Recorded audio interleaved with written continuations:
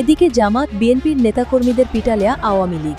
শেখ হাসিনার নির্দেশে অ্যাকশন শুরু নিষিদ্ধ ছাত্রলীগের। ফেঁসে গেল হাসনাত, সার্জিস ও আসিফ। সংঘর্ষ বাধে আওয়ামী লীগ সমর্থকদের সাথে। রণক্ষেত্রে পরিণত হয় গোলপট্টি এলাকা। প্রায় আধ ঘন্টা চলে দুপক্ষের ধাওয়া পাল্টা ধাওয়া আর ককটেল বিস্ফোরণ। আওয়ামী লীগের ঝটিকা মিছিল থেকে হামলা, ছাত্রদল জামায়াতের 5 নেতা আহত। ব্রাহ্মণবাড়িয়ায় নিষিদ্ধ ঘোষিত আওয়ামী লীগের ঝটিকা মিছিল ধাওয়া করে হামলার শিকার হয়েছেন ছাত্রদল ও জামায়াতে ইসলামের নেতাকর্মীরা। এতে 5 জন আহত হয়েছে। আওয়ামী লীগ, ছাত্রলীগ, মুজিব সৈনিকদের ধামাকা যেন থামছেই না।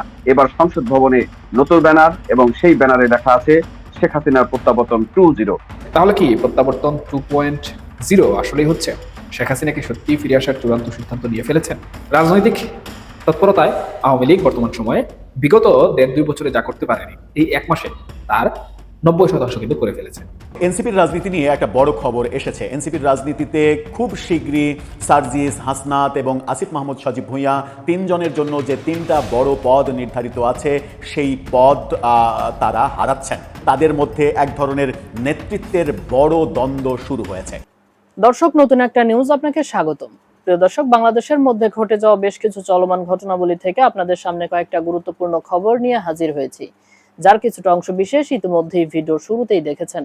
তো দর্শক, ভিডিওর শুরুটা দেখেই কিন্তু বুঝতে পেরেছেন যে আজকের নিউজটা ঠিক কতটা গুরুত্বপূর্ণ হতে চলেছে। তাই বলবো, যারা ভিডিওটি অন করেছেন, না টেনে সম্পূর্ণ নিউজটি মনোযোগ সহকারে দেখতে থাকুন, তাহলে আজকের মূল বিষয়টা বুঝতে পারবেন। তো দর্শক, আর দেরি না করে চলুন দেখে আসবো আজকে সেই কাঙ্ক্ষিত ভিডিওগুলো। তবে তার আগে বলবো, যারা এখনো চ্যানেলটি সাবস্ক্রাইব করেননি, অবশ্যই চ্যানেলটি সাবস্ক্রাইব করে পাশে থাকা বেল আইকনটি ক্লিক করে দিন। আর যারা ইতিমধ্যেই চ্যানেলটি সাবস্ক্রাইব করে রেখেছেন, তাদেরকে অসংখ্য ধন্যবাদ। তো চলুন দর্শক, ভিডিওটিতে একটি লাইক দিয়ে আমরা ধারাবাহিকভাবে সবগুলো ভিডিওর আলোচনা দেখে আসি। আওয়ামী লীগের ঝটিকা মিছিল থেকে হামলা, ছাত্রদল জামায়াতের 5 নেতা আহত। এটা শিরোনাম করছে আমার দেশ পত্রিকা। তো তারা একটু এরকম করবে, কিন্তু আমি বিষয়টা আপনাদেরকে বলি। ব্রাহ্মণবাড়িয়ায় নিষিদ্ধ ঘোষিত আওয়ামী লীগের ঝটিকা মিছিল ধাওয়া করে হামলার শিকার হয়েছেন ছাত্রদল ও জামায়াতে ইসলামের নেতাকর্মীরা। এতে 5 জন আহত হয়েছে। ছাত্রলীগ এবং যুবলীগ তারা একটা মিছিল করতেছে, সেই মিছিলে ধাওয়া করছেন, কিন্তু একেবারে নতুনত্ব, নতুন কৌশল আমি দেখলাম। সবই মানে নতুনত্বে ভরা। আমি এই বিষয়টা আপনাদেরকে বলি। স্থানীয় সূত্র সংশ্লিষ্ট নেতাকর্মীরা যে বিষয় যা জানাইছেন, এখানে বলা হয়েছে সোহেলপুর ইউনিয়নে আওয়ামী লীগ, যুবলীগ ও ছাত্রলীগের নেতাকর্মীরা মোটরসাইকেলে ঝটিকা মিছিল বের করেন, মোটরসাইকেলে। এ সময় তারা এলাকায় আতঙ্ক সৃষ্টি করার চেষ্টা করেন। মানে ঝটিকা মিছিল বের করলে আতঙ্ক সৃষ্টি। এই যে ঝটিকা মিছিল মানে কি? তারা যেহেতু মোটরসাইকেলে ঝটিকা মিছিল বের করছেন, এখানে তো আওয়ামী লীগ, যুবলীগ, ছাত্রলীগের মিছিল মানে কি? জয় বাংলা স্লোগান, জয় বঙ্গবন্ধু স্লোগান, শেখ হাসিনা আসবে, বাংলাদেশ আসবে। তারা তো বর্তমানে এই স্লোগানগুলো দেন। তাহলে এই স্লোগানগুলো শুনলে আতঙ্ক সৃষ্টি হয় কাদের মনে? কারা বলতে পারেন যে আতঙ্ক সৃষ্টি করতেছে? আমরা তো দেখি রাস্তাঘাটে, স্টেশনে, শহরে, রাজধানীর রাজপথে যখন এই ধরনের স্লোগান দেওয়া হয়, পথচারী, রিক্সা চালক, ভ্যান চালক, গাড়ির ড্রাইভার, হেল্পার, যাত্রী, ফুটপাতের ব্যবসায়ী তারা হাতে তালি দেন, উৎসাহ দেন। মানে এই স্লোগানগুলো শুনলে তাদের ভালো লাগে। কিন্তু এখানে বলা হয়েছে যে তারা মোটরসাইকেলে একটা ঝটিকা মিছিল বের করছেন, সেই ঝটিকা মিছিলের যে স্লোগান, এটা নাকি আতঙ্ক সৃষ্টি করতেছে। আচ্ছা, তারপরে চেষ্টা করছে। খবর পেয়ে বিএনপি ও জামাতের নেতাকর্মীরা মোটরসাইকেল নিয়ে তাদের পিছু নেন। অর্থাৎ যখন এই খবরটা পান বিএনপি এবং জামাতের নেতাকর্মীরা যে ওই তো যুবলীগ, ছাত্রলীগ, আওয়ামী লীগ মোটরসাইকেলে মিছিল করতেছে, তারা তো ধাও করে চলে আসছেন। কোন দিকে গেছে? বলে ওই দিকে গেছে। তারা ওইদিকে পিছু নিচ্ছেন। পার্শ্ববর্তী বুধল ইউনিয়নের মালিহাতা শান্তিনগর এলাকায় পৌঁছালে ওত পেতে থাকা কয়েকজন তাদের উপর অতর্কিত হামলা করে। এতে 5 জন আহত হন। পরে তাদের উদ্ধার করে ব্রাহ্মণবাড়িয়া সদর হাসপাতালে চিকিৎসা নেওয়া হয়। মানে বিষয়টা আমার ভাষায় আমি আপনাদেরকে বলি। মানে যখন এই জামাত এবং বিএনপি নেতাকর্মীরা খবর পাইছে যে ওখানে ছাত্রলীগ, যুবলীগ, আওয়ামী লীগ মোটরসাইকেলে স্লোগান দিচ্ছেন, মিছিল করতেছেন, তখন তারা পিছন থেকে মোটরসাইকেল নিয়ে এসে তাদের পিছন যান। এই ছাত্রলীগ, যুবলীগ, আওয়ামী লীগ করছে কি, তারা কিছু দূর যাওয়ার পরে এখানে লেখা আছে যে তারা ওত পেতে থাকা, এই যে মানে পার্শ্ববর্তী বুদল, মানে যেখানে মিছিল করছেন তার পার্শ্ববর্তী ইউনিয়ন। তাহলে ভাবুন, একটা ইউনিয়নে মিছিল করছেন একটা জায়গাতে, সেখান থেকে পিছু নেওয়া হয়েছে পার্শ্ববর্তী ইউনিয়নে গিয়ে ওই ছাত্রলীগের বা লীগের নেতাকর্মীরা তারা ওত পেতে আসছেন যে আসো তোমরা, ওত পেতে আসে। তখন ওইখান থেকে মোটরসাইকেল নিয়ে যেতেছে, তারা তো খুঁজতেছে। তখন এখানে বলা হয়েছে অতর্কিত হামলা চালায় লীগের নেতাকর্মীরা। এতে 5 জন আহত হন। 5 জনই বিএনপি জামাতের নেতাকর্মী, মানে ছাত্রলীগের কোনো নেতাকর্মী আহত হয় নাই, তাদেরকে নিয়ে যাওয়া হয়েছে। এই যে নিউজটা, এই নিউজটা যখন আমি শুনলাম, আমি পড়লাম, তার তো 2-3 ঘন্টা আগেই আমি আলোচনা করেছি।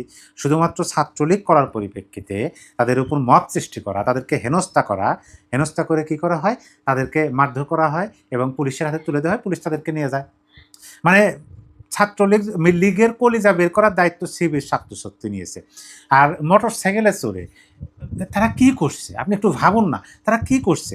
হ্যাঁ, এইটা যদি আপনি আইনগতভাবে আপনি যদি নিজের হাতে আইনটা না তুলে নেন, তাহলে কেমন হতে পারে যে একটা বাজারে আওয়ামী লীগের নেতাকর্মীরা মোটর সাইকেলে স্লোগান দিচ্ছেন, মিছিল করতেছেন, খবর পাওয়ার সঙ্গে সঙ্গে আইন প্রশাসনকে আপনি জানান, আইন শৃঙ্খলা বাহিনী আসুক, তাদেরকে ধরুক বা সেখানে তারা যেন মিছিল না করতে পারে। এইটা হলো আইনের। কিন্তু আপনারা কি করলেন, হ্যাডাম দেখাইলেন। আপনারা কি করলেন, আইন নিজের হাতে তুলে নেওয়ার জন্য পিছনে মোটর সাইকেল নিয়ে ধাওয়া করলেন। মোটর সাইকেল নিয়ে ধাওয়া করলে এখন তো বলে মানে যখন দেওয়ালে পিঠ থেকে যায় কি করবে তারা, একটা পর্যায়ে তারা হ্যাঁ ঠিক আছে তোমরা ধাওয়া করছো, আমরা এখন প্রতিরোধ করব। প্রতিরোধের মুখে পড়ে কি হলো, এই যে মার খাইল, এই মারটা তো বোনাস খাইল। লীগের নেতাকর্মীরা যে মারটা দিছে, পত্রিকার ভাষায় এখানে লেখা আছে আহত, জানি না কতটুকু আহত হয়েছে এবং আদৌ প্রকৃত ঘটনা, কারণ এই সমস্ত পত্রিকায় বিশ্বাসযোগ্য সেরকম হয় না, কিন্তু ঘটনা তো ঘটছে। এখন হয়তো বা তাদেরকে আইন প্রশাসন পরবর্তীতে খোঁজ খবর নেবে, কিন্তু এটা তো আইন নিজের হাতে তুলে নেওয়া। কেন আপনারা আইন নিজের হাতে তুলে নেবেন?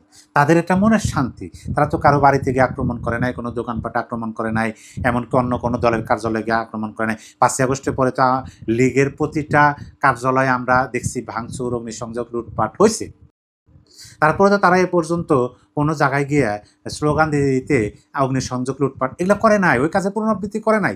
তারা কি করতেছে, তারা কিছু সংখ্যক লোক একত্রিত হইতেছে, মোটরসাইকেলে শোডাউন দিতেছেন এবং তারা স্লোগান দিতেছেন। এর জন্য তাদেরকে ধাওয়া করতে হবে? এই যে পাল্টা মানে ইটকেল মারলে পাটকেল খেতে হয়, টানা চর দিতে গিয়ে মানে ছোটা চর দিতে গিয়ে টানা ঘুষি খেয়ে আসলেন, বিষয়টা কেমন হলো? এখন সেইটা নিয়ে পত্রিকা হইতেছে, পত্রিকা এখন সারা দেশবাসী, সারা বিশ্বব্যাপী জানতেছে যে ব্রাহ্মণবাড়িয়া আওয়ামী লীগের ঝটিকা মিছিলে ধাওয়া করে নিজেরাই 5 জন আহত।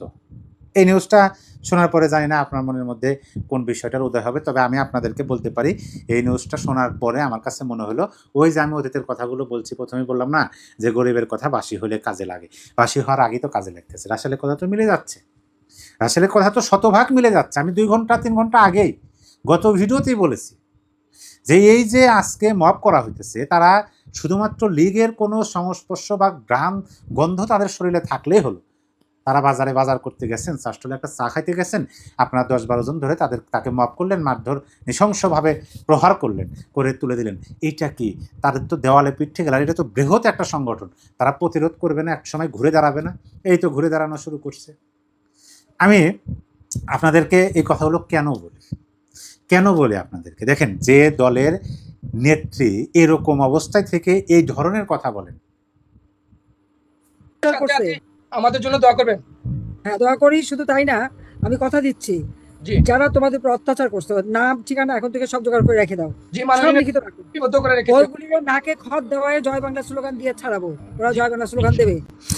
সেই নেত্রীর নেতাকর্মীদের বিরুদ্ধে লাগতে গেলে তো একটু আপনাকে ভাবতেই হবে, কারণ তারা যদি প্রতিরোধ করতে শুরু করে, এটা শুধু আমি বলতেছি না, তাদের প্রতিপক্ষ জানে, বিরোধীরাও জানে, শত্রুপক্ষ জানে এবং দেশের সাধারণ মানুষও জানে যে এরা যদি প্রতিরোধ করতে শুরু করে তাহলে কোনো উপায় নাই, দেশে একটা গৃহযুদ্ধের পর্যায়ে চলে যাবে। যার কারণে বারবার সচেতন করি আপনাদেরকে, কি দরকার তারা একটা মিছিল করবে, করুক না, করে চলে যাক, কার কি হলো? আপনার যদি সহ্য না হয় আপনি পুলিশকে ফোন দেন, কিন্তু আপনি সেখানে যাবেন, বারবার তো তারা মার খাবে না, তারাও তো রক্তে মাংসে গড়া মানুষ। আর সংখ্যার দিক দিয়ে, জনবলের দিক দিয়ে তো তারা কোনো অংশে কম না। এরকম একটা পরিবেশ পরিস্থিতির মধ্যে তাদের লক্ষ লক্ষ কোটি কোটি ভোটার সমর্থক নেতাকর্মী স্ট্যান্ড বাই আছে। কেন তাদেরকে প্রতিরোধ করতে হবে? কেন তাদের উপর মপ করতে হবে? এখন থেকে ভাবতে হবে, যারা এই সমস্ত চিন্তা ভাবনা করেন একটু নিজেকে নিয়ে ভাবেন। আপনি একটা রাজনৈতিক দলের নেতা বা কর্মী, আপনি কি ঠেকা পড়ছে আপনি লীগের নেতাকর্মীদের উপর আপনার অত্যাচার করতে হবে? এটা তো অন্যায়, আপনি সব দিকে অন্যায়, রাজনৈতিকভাবে আপনার অন্যায়। এমনকি বর্তমান সরকারের মাননীয় স্বরাষ্ট্রমন্ত্রী জনাব সালাউদ্দিন আহমেদ সাহেব, তিনি তো স্পষ্ট ভাষায় বলছেন মবের কোনো স্থান নাই। তাহলে মব করতে কেন যান? 10 জন, 20 জন, 50 জন মানুষ মোটরসাইকেল নিয়ে শোধন দিয়েছে, তাদেরকে ধাওয়া করার কি দরকার? এই যে 5 জন আহত হাসপাতালে, এখন মায়া কান্না, এই তো বিষয়। তাহলে কি প্রত্যাবর্তন 2.0 আসলেই হচ্ছে? শেখ হাসিনা কি সত্যিই ফিরে আসার চূড়ান্ত সিদ্ধান্ত নিয়ে ফেলেছেন? একটু সচেতনভাবে খেয়াল করলে দেখবেন দেশের আনাচে কানাচে দৃশ্যপট কিন্তু বদলাতে শুরু করেছে। এই যে ব্রাহ্মণবাড়িয়ায় নিষিদ্ধ ঘোষিত ছাত্রলীগের ঝটিকা মিছিল, কিংবা শরীয়তপুরের জাজিরায় কৃষকের পাকা ধান কেটে দেওয়ার সেই ভাইরাল ভিডিও, এগুলো কি নিছক কোনো বিচ্ছিন্ন ঘটনা বলে মনে হয় আপনার? মোটেও না, এগুলো একটা সুগভীর পরিকল্পনার অংশ। পরিসংখ্যান বলছে 2024 সালের আগস্ট থেকে শুরু করে 2026 সালের ফেব্রুয়ারি পর্যন্ত প্রায় 18,000-এরও বেশি নেতাকর্মীকে গ্রেফতার করা হয়েছে। এত ব্যাপক ধরপাকড়, এত আইনি চাপ, এত বিধিনিষেধ, তারপরও তারা মাঠে নামার সাহস পাচ্ছে কোথা থেকে? সেখানে কিন্তু আসল টুইস্ট। রাজনীতিতে যখন মানুষের পিঠ একেবারে দেয়ালে ঠেকে যায়, তখন তারা মরিয়া হয়ে ওঠে। আর সেই মরিয়া ভাবটাই এখন আমরা মাঠে ঘাটে সব জায়গায় কিন্তু আওয়ামী লীগের হয়ে দেখতে পাচ্ছি। এই যে একটা নীরব পুনরুত্থানের চেষ্টা, এটা কি সরকার কোনোভাবে বুঝতে পারছে না? অবশ্যই পারছে, আর পারছে বলেই তাদের ভেতরে এক ধরনের প্রবল অস্বস্তি বর্তমান সময়ে এই বিষয়গুলো নিয়ে কাজ করছে। একটা ছোট্ট উদাহরণ দিলেই আপনারা বিষয়টা খুবই পরিষ্কারভাবে বুঝতে পারবেন। নেত্রকোনার কলমাকান্দায় সাব রেজিস্ট্রার অফিসে সিটিজেন চার্টারে বঙ্গবন্ধুর একটি সাধারণ উক্তি লেখা ছিল, যেখানে বলা হয়েছে সরকারি কর্মচারীদের জনগণের সেবক হতে হবে, জনগণের সাথে মিশে যেতে হবে। এই লেখাটা দেখে জাতীয় সংসদের ডেপুটি স্পিকার কায়সার কামাল, যিনি নিজে আইনের একজন মানুষ, তিনি রীতিমতো তেলে বেগুনে কিন্তু চলে উঠলেন। কিন্তু কেন? এটা সাধারণ বাণী দেখেই যদি রাষ্ট্রের এত বড় একজন দায়িত্বশীল ব্যক্তিকে এমন প্রকাশ্য প্রতিক্রিয়া দেখাতে হয়, তবে বুঝতে হবে ভেতরে ভেতরে আতঙ্কের শিকড়টা ঠিক কতটা গভীরে পৌঁছেছে। যেখানে বর্তমান শাসক গোষ্ঠী কথায় কথায় সংবিধান রক্ষার কথা বলে, সেখানে সংবিধান যাকে সর্বোচ্চ সম্মান দিয়েছে তার একটি কথায় এত ভয় আসলে কেন? ভয়টা আসলে ওই কাচের ফ্রেমে বাঁধানো বাণীতে নয়, ভয়টা হলো সেই বাণীর পেছনে লুকিয়ে থাকা বিশাল ছায়াকে ঘিরে। দেখুন সুপ্রিয় দর্শক, রাজনীতির এই সুবিশাল দাবা খেলায় এখন একটা অদ্ভুত সমীকরণ কিন্তু তৈরি হয়েছে। মাঠে বিএনপি, জামাত এবং এনসিপি, সবারই আলাদা আলাদা রাজনৈতিক দর্শন এবং এজেন্ডা আছে, কিন্তু তারা কেউ কারো বিরুদ্ধে খুব একটা কঠোর বা সাংঘর্ষিক অবস্থানে যাচ্ছে না। কেন যাচ্ছে না? এই প্রশ্নটা নিশ্চয়ই আমার মতো আপনাদের মনেও ঘুরপাক খাচ্ছে, এবং সেই প্রশ্নের উত্তরটাই এখন আপনাদেরকে দিব। তবে সুপ্রিয় দর্শক, সেই প্রশ্নের উত্তরের দিকে যাওয়ার আগে আমি মুদ্রার উল্টো পিঠের একটা কথা বলেছিলাম, সেই কথাটা একটু আপনাদের কাছে পরিষ্কার করে নিতে চাই। আপনারা একটু মনোযোগ দিয়ে খেয়াল করবেন। আমরা কিন্তু বিএনপি এবং আওয়ামী লীগের মধ্যকার একটি সমঝোতার গুঞ্জন প্রায় সময় শুনে থাকি। কেন শুনে থাকি? শুনে থাকি এজন্য যে বর্তমান সময়ে বিএনপি প্রবল পরিমাণে চাপের মধ্যে রয়েছে। যেমন আন্তর্জাতিক চাপ রয়েছে, তেমনি অভ্যন্তরীণ রাজনৈতিক বিরোধী দলগুলোর চাপ রয়েছে। এখানে জুলাইকে কেন্দ্র করে এবং আওয়ামী লীগকে কেন্দ্র করে এই যে চাপসমূহ, এই চাপসমূহ থেকে বিএনপি সরকার কিন্তু দেশ পরিচালনা করতে গিয়ে নানাভাবে হিমশিম খাচ্ছে, এবং তাদের সাথে শক্ত যে রাজনৈতিক প্রতিপক্ষ দরকার, সেই রাজনৈতিক প্রতিপক্ষ মাঠে নেই। এবং যখন রাজনীতির মাঠে একটি শূন্যস্থান তৈরি হয় বা শক্ত প্রতিপক্ষ মাঠে না থাকে, তখন যারা বিরোধী দলে থাকেন তারা শক্ত প্রতিপক্ষ না হলেও তারা এমন কিছু চাপ সৃষ্টি করেন যে চাপগুলোর কারণে শাসক গোষ্ঠী রীতিমতো হিমশিম খেতে হয়। এমনকি তাদের হিমশিমের সর্বোচ্চ যে পর্যায়, সেই পর্যায়ে কিন্তু তাদের ক্ষমতার পতন পর্যন্ত গিয়ে ঠেকে। এখন এই যে সার্বিক পরিস্থিতিটা নিয়ে কিন্তু বিএনপি সরকার বর্তমান সময় অনেক বেশি চিন্তিত। তারা ইচ্ছে করলেই কিন্তু আওয়ামী লীগকে ডাক দিয়ে ফেরাতে পারছে না, আবার ইচ্ছে করলেই বর্তমান সময়ে জামাত, এনসিপি কিংবা জুলাই কেন্দ্রিক যে দাবিদাবাগুলো রয়েছে, সেই দাবিদাবাগুলো তারা বাস্তবায়নও করতে পারছে না, বা তাদের দাবিদাবাগুলো মেনেও নিতে পারছে না। যার কারণে তাদেরকে ঘিরে কিন্তু বর্তমান সময়ে বা তাদের পতন করার জন্য বর্তমান সময়ে একটি ভয়ঙ্কর ষড়যন্ত্র বা রূপরেখা তৈরি হওয়া শুরু হয়েছে। এখানে যেমন আন্তর্জাতিক লবিং রয়েছে, পরাশক্তিদের হাত রয়েছে, ঠিক একইভাবে আমাদের পার্শ্ববর্তী দেশ, প্রতিবেশী রাষ্ট্র ভারতেরও কিন্তু লবিং তদবির রয়েছে। এখন তাহলে আমরা যে গুঞ্জনগুলো শুনতে পাই, সেই গুঞ্জনগুলো আসলে কি সরাসরি সত্যি কখনো হয়েছে? দেখুন, রাজনীতিতে আসলে চোখের দৃষ্টিতে যা দেখা যায় তার থেকে অনেক বেশি অন্ধকারে ঘটে যায়। এই যে জানাজাকে কেন্দ্র করে বা চট্টগ্রামে প্রশাসন দাঁড়িয়ে থেকে আওয়ামী লীগের যে মিছিল কিংবা আওয়ামী লীগের যে কর্মযজ্ঞ, সেগুলো দেখলো নীরব দর্শক হয়ে, এটাকে কি আপনি সেই গোপন সমঝোতার কিংবা যে গুঞ্জনগুলো আমরা শুনতে পাই, সেই গুঞ্জনের অংশ হিসাবে কোনোভাবে ধরে নিতে পারেন? আমি মনে করি এটাকে সেই গুঞ্জনের অংশ হিসাবে ধরে নেওয়া যেতে পারে। কেন যেতে পারে? কারণ ওই যে শক্ত প্রতিপক্ষ যদি রাজনীতিতে না থাকে এবং রাজনীতিতে একটি শূন্যস্থান তৈরি হয়, তাহলে ছোট ছোট রাজনৈতিক শক্তিগুলো কিন্তু দাবি দাবা নিয়ে ঘাড়ে চেপে বসে। আর এই ঘাড়ে চেপে বসা ভূত কিন্তু অনেক ভয়ঙ্কর হয়। তারা ছলে বলে কৌশলে সরকারকে পতনের দ্বার প্রান্তে নিয়ে যেতেও কিন্তু কোনো দিকে চিন্তা করে না। তাহলে আওয়ামী লীগকে যদি রাজনীতির মাঠে রাজনীতি করার সুযোগ দেওয়া হয়, সেটা সরাসরি দিলে যেহেতু বিভিন্ন ধরনের বাধা বিপত্তির মুখে পড়তে হবে, প্রশ্নবিদ্ধ হতে হবে বর্তমান সরকারকে বা বিএনপি সরকারকে, তাহলে তাদেরকে যদি একটু ছাড় দেওয়া হয়, তাহলে যেমন দেশের জনগণের মধ্যে একটা ব্যালেন্সিং পরিবেশ তৈরি হবে, ঠিক একইভাবে সরকার যে নতুন স্বৈরাচার হয়ে উঠছে না, সেটাও কিন্তু জনগণের মধ্যে প্রভাব ফেলতে পারে। জনগণ যদি একবার ধরে নেয় যে এই সরকার আসলে আওয়ামী লীগের থেকে অনেক বেশি গণতন্ত্র হত্যা করার চেষ্টা করছে, আওয়ামী লীগের থেকে বেশি রাজনৈতিক অধিকার কেড়ে নেওয়ার চেষ্টা করছে, তখন জনগণের যে ম্যান্ডেট নিয়ে এই সরকার বসেছিল, সেই ম্যান্ডেট কিন্তু তারা হারিয়ে ফেলবে। এবং একটি সরকার যখন জনগণের ম্যান্ডেট হারিয়ে ফেলে, এর পাশাপাশি আন্তর্জাতিক চাপ তাদের উপর থাকে, তাদের পতনের জন্য বা তাদের সরকারকে বেকায়দায় ফেলার জন্য রাষ্ট্রের অন্যান্য অভ্যন্তরীণ রাজনৈতিক শক্তি যখন তাদেরকে দাবি দাবার মাধ্যমে চাপ প্রয়োগ করতে থাকে, তখন কিন্তু সেটি সেই সরকারের জন্য অনেক বেশি চ্যালেঞ্জিং এবং কষ্টসাধ্য হয়ে উঠে মোকাবেলা করার জন্য। এই পরিস্থিতিতে সেই গোপন সমঝোতার যে গুঞ্জন, সেই গুঞ্জনটুকু পর্দার আড়ালে থেকে আমরা বর্তমান সময়ে কিন্তু লক্ষ্য করছি। রাজনৈতিক তৎপরতায় আওয়ামী লীগ বর্তমান সময়ে বিগত 1.5-2 বছরে যা করতে পারেনি, এই 1 মাসে তার 90% কিন্তু করে ফেলেছে। কিন্তু অন্তর্বর্তীকালীন সরকারের সময় আমরা দেখেছি একটা মিছিল বের হলেই কিন্তু গ্রেফতার হওয়া শুরু হতো। কিন্তু বর্তমান সময়ে এই প্রশাসন এবং এই সরকার কিন্তু সেই ব্যালেন্স তৈরি করার চেষ্টা করছে। এটা আওয়ামী লীগের জন্য একটি প্লাস পয়েন্ট এবং এখানে সম্পূর্ণভাবে বিএনপির যে অস্তিত্বের লড়াই, বিএনপির যে ক্ষমতা ধরে রাখার লড়াই, সেই লড়াইটি বিএনপির একান্ত স্বার্থের জন্য খুবই গুরুত্বপূর্ণ। এবার সেই কাঙ্ক্ষিত প্রশ্নের উত্তরটা দিচ্ছি, কারণ তাদের সবার ভিতরে কিন্তু সুপ্ত ভয় কাজ করছে। তারা খুব ভালো করে জানে নিজেদের মধ্যে যদি কোনো ফাটল বা সাংঘর্ষিক পরিস্থিতি তৈরি হয়, তবে সেই সুযোগের শতভাগ সদ্ব্যবহার করবে আওয়ামী লীগ। আর আওয়ামী লীগ যদি একবার রাজনীতিতে ফিরে আসার সুযোগ পায়, তবে তারা যে কাউকেই বিন্দুমাত্র ছাড় দেবে না, সেটা বলাই কিন্তু বাহুল্য। বিশেষ করে জামাত এবং এনসিপির জন্য এটা এক ধরনের অস্তিত্বের সংকট। তাই মুখে যতই হাক ডাক থাকুক না কেন, ভেতরে ভেতরে তারা কিন্তু একটা অলিখিত সমঝোতা এখানে মেনে চলছে। কেউ কাউকে আঘাত করে ওই তৃতীয় শক্তির ফেরার পথটা সুগম করতে চাইছে না। তবে বিএনপিও এখানে তাদের অস্তিত্ব বাঁচানোর জন্য গুঞ্জন যেটি শুনছি সেটি নিয়ে কাজ করছে। তবে শুধু দেশের ভেতরের রাজনীতি নয়, এই মুহূর্তে আন্তর্জাতিক ভূ রাজনৈতিক প্রেক্ষাপটও কিন্তু বেশ জটিল হয়ে উঠেছে। আপনারা লক্ষ্য করলে দেখবেন, একদিকে দেশে হামে শিশু মৃত্যুর হার বেড়ে যাওয়া আর আমেরিকার সাথে বাণিজ্য চুক্তি নিয়ে ইউনূস প্রশাসনের দায় মোচনে বর্তমান সরকার অনেকটাই কিন্তু ব্যাকফুটে চলে গেছে। অন্যদিকে প্রতিবেশী দেশের পশ্চিমবঙ্গে গেরুয়া শিবিরের জয়ের পর ভারতের সাথে আমাদের সম্পর্কের একটা নতুন টানাপোড়েন কিন্তু শুরু হয়েছে। আমরা দেখতে পাচ্ছি সীমান্তে কাঁটাতারের বেড়া নিয়ে ব্যাপক জটিলতা বাড়ছে। ভারতীয় ভিসা উন্মুক্ত হওয়ার কথা থাকলেও সেটি খুব সহজে হচ্ছে না, সেই সংখ্যা কিন্তু প্রবল। ঠিক এরকম একটা টালমাটাল এবং অস্থিতিশীল পরিস্থিতির মধ্যেই হঠাৎ করে ছড়িয়ে পড়লো শেখ হাসিনার সেই অডিও বার্তা। কি রয়েছে সেই অডিও বার্তায় আপনারা অনেকে হতে যান। 6 মাসের মধ্যে দেশে ফিরে আসার ঘোষণা সম্বলিত এই একটা অডিও ক্লিপ নিষিদ্ধ দলটির নেতাকর্মীদের শিরায় শিরায় যেন নতুন করে আবারও রক্ত সঞ্চালন করছে। পুলিশের কাছেও গোয়েন্দা খবর আছে, সামনে হয়তো তারা খন্ড খন্ড ভাবে আরো বড় কোনো শোডাউন করার প্রস্তুতি নিচ্ছে।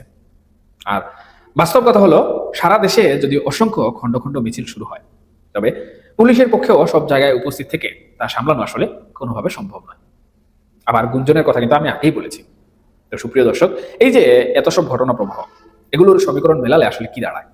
মহাকালের এই রাজনৈতিক মঞ্চে কোনো কিছুই কিন্তু চিরতরে শেষ হয়ে যায় না। আওয়ামী লীগ, ছাত্রলীগ, মুজিব সৈনিকদের ধামাকা যেন থামছেই না।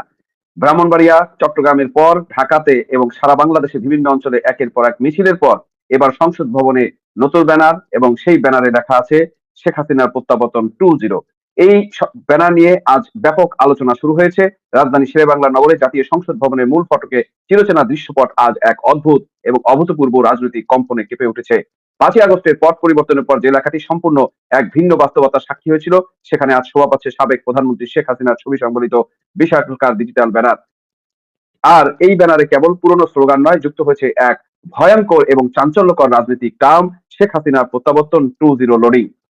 জাতীয় সংসদ ভবনের সামনে শেখ হাসিনার প্রত্যাবর্তন 2.0 ব্যানার রাজনৈতিক অঙ্গনে তীব্র তোলপাড় সৃষ্টি করেছে। রাতের অন্ধকারে জাতীয় সংসদ চত্বরে ডিজিটাল পোস্টারিং এর নেপথ্যে কোনো মাস্টার প্ল্যান রয়েছে কি? তৃণমূল থেকে সোশ্যাল মিডিয়া হু হু করে ছড়াচ্ছে রিটার্ন টু মিশন। রাজধানী শেরেবাংলা নগর নগরের অন্যতম প্রধান রাজনৈতিক কেন্দ্রবিন্দু অর্থাৎ জাতীয় সংসদ ভবনের মূল ফটকের সংলগ্ন এলাকায় আজ এক অভাবনীয় দৃশ্যপট যুক্ত হয়েছে। গত বছরের 5ই আগস্ট পথ পরিবর্তন পর যে এলাকাটি সম্পূর্ণ ভিন্ন রাজনৈতিক বাস্তবতার সাক্ষী হয়েছিল, সেখানে আজ হঠাৎ করে শোভা পাচ্ছে সাবেক প্রধানমন্ত্রী শেখ হাসিনার ছবি সংবলিত বেশ কিছু বিশালকায় ডিজিটাল ব্যানার। কিন্তু সবচেয়ে বড় চমক আর কৌতূহল তৈরি করেছে ব্যানার একটি বিশেষ শব্দযুগল। এই ব্যানারে কেবল পুরনো স্লোগান নয়, বরং যুক্ত হয়েছে সম্পূর্ণ একটি রাজনৈতিক টার্ম, শেখ হাসিনার প্রত্যাবর্তন 2.0। সংসদ ভবনের সীমানা পেরিয়ে এই নতুন প্রচারণার ঢেউ আজ ছড়িয়ে পড়েছে দেশে বিভিন্ন প্রান্তে ও সাধারণ পথচারী থেকে শুরু করে রাজনৈতিক বিশ্লেষকদের মধ্যে নতুন করে তীব্র কৌতূহল এবং আলোচনার জন্ম দিয়েছে। আজ আমরা এই প্রত্যাবর্তন 2.0 প্রচারণা নেপথ্যে গভীর মনস্তাত্ত্বিক যুদ্ধ এবং রাজনৈতিক কৌশল নিয়ে বিস্তারিত আলোচনা করব। দর্শক, খবরটা একটু দেখে আসি। সংসদ ভবনের নতুন ব্যানার, আলোচনায় শেখ হাসিনার প্রত্যাবর্তন 2.0। দেখছেন সেই ব্যানারটি লাগিয়েছে এবং আমরা সেই ব্যানারটি যারা লাগিয়েছে সেই ভিডিওটা দেখবো কি বলেছে সেটা একটু দেখি আমরা এখানে। জাতীয় সংসদ ভবনের সামনে শেখ হাসিনা প্রত্যাবর্তন 2.0 সংবলিত ব্যানার ঘিরে রাজনৈতিক অঙ্গনে নতুন করে কৌতূহল। তৃণমূল থেকে সামাজিক যোগাযোগ মাধ্যমে বাড়ছে আলোচনা। রাজধানীর শেরেবাংলা নগরের প্রধান রাজনৈতিক কেন্দ্রবিন্দু তথা জাতীয় সংসদের মূল ফটক এই চত্বরের চারপাশে চিরচেনা দৃশ্যপট হঠাৎ যুক্ত হয়েছে নতুন মাত্রা। গত বছর 5ই আগস্টে পথ পরিবর্তন পর যে এলাকাটি ভিন্ন এক রাজনৈতিক বাস্তবতার সাক্ষী হয়েছিল, সেখানে শোভা পাচ্ছে প্রধানমন্ত্রী শেখ হাসিনার ছবি সংবলিত বেশ কিছু বিশালকায় ডিজিটাল ব্যানার। তবে এবারের ব্যানার কেবল পুরনো স্লোগান নয়, বরং যুক্ত হয়েছে সম্পূর্ণ নতুন এক ডিজিটাল টার্ম, শেখ হাসিনা প্রত্যাবর্তন 2.0 লোডিং। সংসদ ভবনের সীমানা পেরিয়ে নতুন এই ধারণা প্রচারণা ঢেউ এখন ছড়িয়ে পড়ছে দেশের বিভিন্ন প্রান্তে সাধারণ পথচারী থেকে শুরু করে রাজনৈতিক বিশ্লেষকদের মধ্যে নতুন করে কৌতূহল উদ্দীপনার জন্ম দিয়েছে। দর্শক, আমরা একটু ভিডিওটা দেখি। এখানে ভিডিওটাতে আসলে কিভাবে তারা ব্যানারটা লাগাচ্ছে সেটা একটু আমরা দেখে আসি।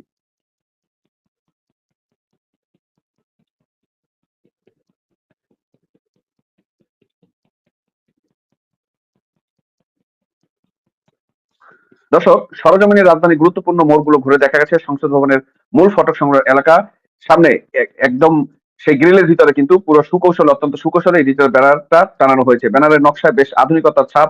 এর মূল অবয়ব দেখা যাচ্ছে ব্যানারের এক পাশ আওয়ামী লীগের সভাপতি শেখ হাসিনার একটি স্মৃত হাস্যোজ্জ্বল ছবি এবং আর স্লোগানে মেলাবন্ধনে এক সময় অতি পরিচিত স্লোগান শেখ হাসিনা আসবে, বাংলাদেশ হাসবে কথাটি মূল ভিত্তি ধরা হলো। এর মূল ফোকাস রাখা হয়েছে প্রত্যাবর্তন 2.0 শব্দগুলো এবং সেখানে দেখা হয়েছে লোডিং। তার মানে এই শেখ হাসিনা প্রত্যাবর্তন 2.0 লোডিং যে হচ্ছে এই কথাটা তারা জানিয়ে দিচ্ছে যে শেখ হাসিনা অচিরেই ফিরবে এবং তারই কিন্তু নমুনা এরা বারবার দেখাচ্ছে এবং এর ভিতরে দলের ভিতরে আরো চাঙা ভাগ শুরু হয়েছে। এই প্রচারণার নেপথ্যে থাকা নাম প্রকাশে অনিচ্ছুক একাধিক সমর্থকদের দাবি, দেশে চলমান শাসনতান্ত্রিক এবং অর্থনৈতিক রূপান্তরের এই ক্রান্তি লগ্নে সাবেক প্রধানমন্ত্রীর উপস্থিতি অপরিহার্য। আর সেই লক্ষ্যকে সামনে রেখেই এই মনস্তাত্ত্বিক এবং চাক্ষুষ প্রচারণার অবতারণা করা হয়েছে। দর্শক, এই প্রচারণাকে কেবল ঢাকা কেন্দ্রিক একটি বিচ্ছিন্ন ঘটনা হিসেবে দেখার কোনো সুযোগ নেই। প্রাপ্ত তথ্য অনুযায়ী দেশের প্রত্যন্ত অঞ্চল, বিশেষ করে জেলা উপজেলা পর্যায়ে বিভিন্ন বাজার, রাস্তার মোড়ে অনুরূপ বিভিন্ন ধরনের পোস্টার, ব্যানার এবং মিছিল সমাবেশ দেখা যাচ্ছে। 5ই আগস্টের পর দলটির প্রবীণ এবং শীর্ষ সারির অনেক নেতা আত্মগোপনে নিষ্ক্রিয় থাকলেও এই নতুন ক্যাম্পেইনের পিছনে তরুণ প্রজন্মের কর্মী এবং মাঠ পর্যায়ের নেতা কর্মীদের একটি প্রচ্ছন্ন এবং গভীর ভূমিকা রয়েছে বলে ধারণা করা হচ্ছে। এবং সবচেয়ে বাস্তবতা দেখা যাচ্ছে জেনজি প্রজন্ম এবং আলফা প্রজন্ম থেকে এই প্রজন্মের ছেলেরা আস্তে আস্তে বা এই পুরো প্রজন্মটাই এখন শেখ হাসিনার ভক্ত বা শেখ হাসিনার নামে কিন্তু তারা নানান ধরনের স্লোগান দিয়ে নিজের জীবন বিপন্ন করা হয়েও স্লোগানগুলো দিচ্ছে।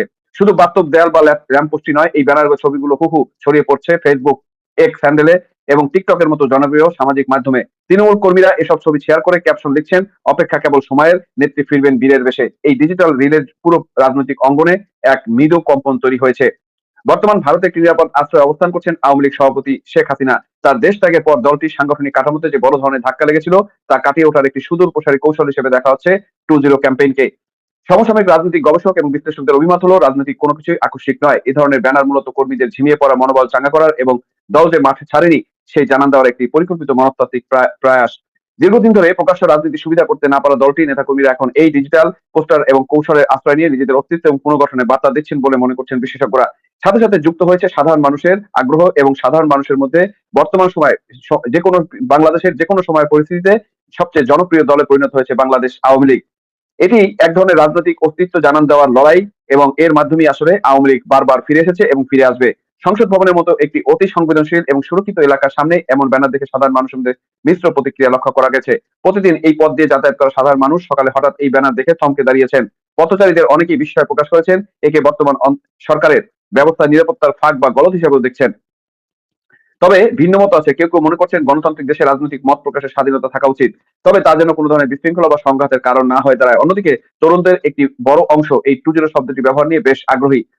প্রযুক্তিগত পরিভাষা এবং যেমন সফটওয়্যারের নতুন সংস্করণ, যেভাবে রাজনীতি আমদানি করা হয়েছে তা নিয়ে চায়ের দোকানে বিশ্ববিদ্যালয় করিডোরে চলছে নানারকম বিশ্লেষণ।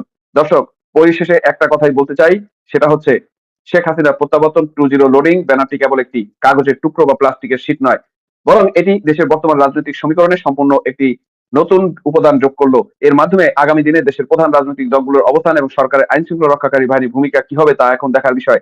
তবে এই প্রচারণাকে কেন্দ্র করে মাঠ পর্যায়ে রাজনীতি যে একটি মৃদু কম্পন সৃষ্টি হয়েছে তা অস্বীকার করার উপায় নাই। আগামী দিনে রাজনীতি কোন সুরঙ্গে প্রবেশ করছে তা এখন দেখার বিষয়। এই ব্যানার কি নতুন কোন রাজনৈতিক ঝড়ের পূর্বাভাস? আপনারা কি মনে করেন দর্শক? আপনাদের কমেন্ট বক্সে আপনাদের মতামতগুলো আমাদের জানাবেন। ভিডিওটি শেয়ার করে প্রতিটি মানুষের কাছে এই রাজনৈতিক বার্তা পৌঁছে দিন। শেখ হাসিনা ফিরছেন এবং প্রত্যাবর্তন 2.0 লোডিং হচ্ছে। প্রিয় দর্শক, আমি আশা করছি সবগুলো ভিডিওই আপনি মনোযোগ সহকারে দেখেছেন। সেই সাথে দর্শক, এই ভিডিওগুলো সম্পর্কিত যদি কোনো তথ্য বা মতামত থাকে তাহলে তো অবশ্যই কমেন্ট করে জানিয়ে দিন। এতক্ষণ সাথে থাকার জন্য ধন্যবাদ। নিউজটি শেষ করছে এখানেই, ফিরছে আগামী ভিডিওতে নতুন কোনো টপিক নিয়ে। আল্লাহ হাফেজ।